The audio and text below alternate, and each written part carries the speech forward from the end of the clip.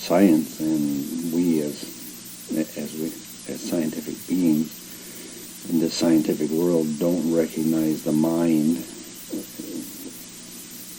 as being anywhere near the heart or solar plexus. And they say, obviously, that the mind isn't there, but its manifestation is there. Well, I'll give you an example. When somebody's fooling with you, this is something that I know. When some human has decided to make you do something and is going to make you do it with that emotional push that they talked about earlier, the manifestation of that, the receiving of that, is in the solar plexus, just a little bit below the heart, right in the middle, right where the V of your ribs are. If you have a feeling there, if there's a feeling there, if there's something that you feel there, you are being manipulated by something, because that's the source, that's the antenna, maybe. That's the place where you receive it. That's the place also where you send it. That's the manifestation. That's where your will is. That's where your will is being manipulated. That's just a little. Probably for those that need to know too. Have learned that much. Don't know a lot of this, but that much I have learned. And so then they say, and here's where the animal stops, and man with the soul attached goes on with his mind. Now we've done the animal bodily function. We've done the emotions, the receiving, the area of emotions. The animals also have that. So you have that part of what the man is receiving in his mind, and then they go to this point here where now the animal stops and man goes on, and they say that this is the area that man goes on, and that is that man has karma, the fourth source of emotion, which is the new law for man only, and is found to express itself behind the midbrain, at the solar plexus and heart also. In other words, these are the same three areas. This karma influences man through emotion. And they said that before, and here we are again with this information that the genetic source of emotion, the learned source of emotion, and the source of emotion that is put upon us by some other person, were all found in this same exact place. This is the area that is influenced. Now we have karma, and whatever karma is, which they'll be explaining later, that finds its influence in those same three places, behind the midbrain, the solar plexus, and heart area. So here we are being influenced emotionally, and I guess all the emotions are going to be influencing us there, is what they're saying. And you already saw, they already spent a great deal of time with emotions, and the reason they did that is because what they're saying is your life is influenced greatly by emotions, and those emotions come from different sources, and you don't know that. And so you're walking around thinking you're a logical, civilized, not non-animal being, and they're saying, sorry, you are an animal. You are influenced 80% by your animal emotions.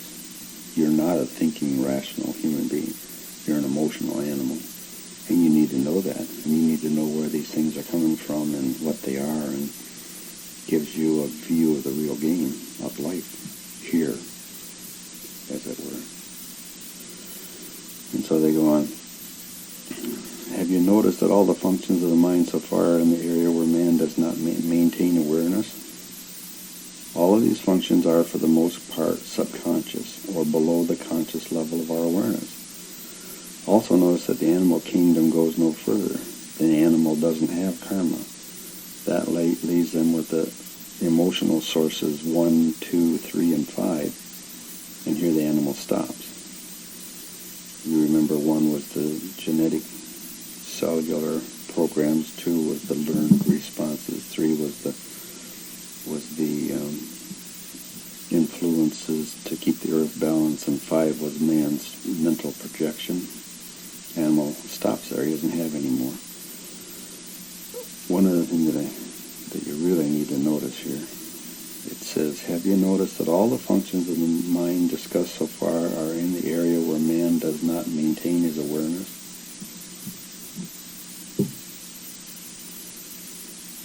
Even karma. We have that extra one. 1, 2, 3, 5, 4, karma. And none of them are in the area where man maintains his awareness. Another one of those things where they focus on something or point you to something, and they just go on like they didn't say anything. Have you noticed that all of the functions of the mind discussed so far are in the area where man does not maintain his awareness? So in other words, here we have all this influence on man the civilized, no longer animal being, and they point it out to you as kind of a legal proof. The lawyer standing there trying to get you to see something, that here we've got 5 different things that influence man. I mean, don't they? Doesn't breathing influence you? Doesn't your heartbeat? Doesn't the mental projections of man, doesn't the genetic programming, doesn't the learned responses, the balancing of the earth's structure, don't all those things influence man, to the point where you can hardly tell that there's anything left? Looking at this thing the other way around, have you ever noticed how human animals are? Have you ever noticed how human your pet is? Have you ever noticed how human your pet is? The point is, obviously, that they're trying to get you to see that you're a lot animal. There's a great deal of animal influence in you. You're not civilized. You're not beyond it. They're telling you you're not beyond it. Here's 5 places where you're not beyond it. You're not even aware of the 5 places. Tremendous influence on you. You're not even aware of it. I think that's kind of what they're trying to tell you, and I think that's an important thing. You make these assumptions when you get into Book 4 and you begin to see what it is we do with our society. You see really quick something's wrong, and that this logical, civilized person that you think you are, and living in this logical, civilized society that you think you're living in, you're not. And you can see it by the way we have allowed society to be built. And when you see it built another way, you see it very clearly. We're not thinking civilized human beings. We're almost tribal. We're almost monkey. But that's for Book 4. So they go on. We have now covered the entire mind of the animal. What they do or do not do is covered by that which we discussed above. The animal is linked to Father through the emotions and has neither free will nor awareness of self. The animal, like all things, save those influenced by the soul, are a part of the body of Father. They must follow the laws Father has laid down, much as your finger must follow your command. Do you see the difference? The stars follow the laws. The galaxies follow the laws. The planets and all things on them, save man, follow the laws. Only the soul has free will. Only the soul is not connected to Father by law. Only the soul can choose. And there again, something very strong, great deal of emphasis placed on it. It's something to think about. Man is insignificant. Man is in an insignificant planet, in an insignificant solar system, in an insignificant galaxy, in this immense universe. And then on the other hand, you see them saying that the stars have to follow the laws, and the galaxy has to follow the laws, and the animals have to follow the laws, and everything has to follow Father's laws. They're just following Father's laws. The soul has free will. Only the soul is not connected to Father by law. Now, all of a sudden, this thing that's trapped in this animal body in this insignificant place becomes one of the greatest things in creation. Kind of a dual thing, It's really strange the way people view themselves, trying to be gods in this